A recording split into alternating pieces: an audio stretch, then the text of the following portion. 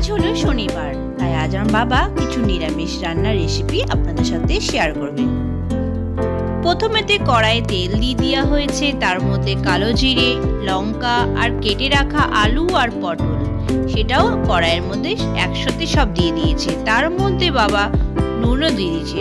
নুন দেওয়ার পর ভালো করে সবজিটাকে নাড়াচাড়া করে কিছুক্ষণ পর ওর মধ্যে শুকনো লঙ্কার গুঁড়ো, যেটা আমাদের বাড়িতে খুবই ফেমাস, মানে আমাদের বাড়িতে সবাই খুব ঝালটা পছন্দ করে, তো ঝালটা আপনারা স্বাদ অনুসারে দিবেন।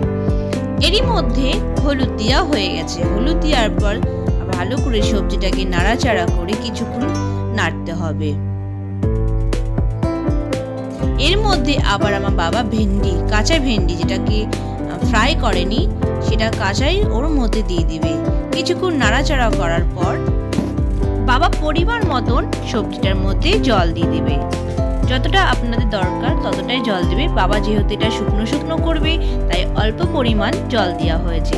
যেহেতু এটা রুটির সাথে খাওয়া হবে তার জন্য অল্প পরিমাণ জল দিয়েছে। পাশে বাবা রুটিও করছে, একদিকে বাবা তরকিটাকেও নাড়ছে। এই রেসিপিটা আপনার শনিবারে আপনার বাড়িতেও করতে পারেন, একবার করে দেখবেন, রুটির সাথে খেতে অসাধারণ লাগে।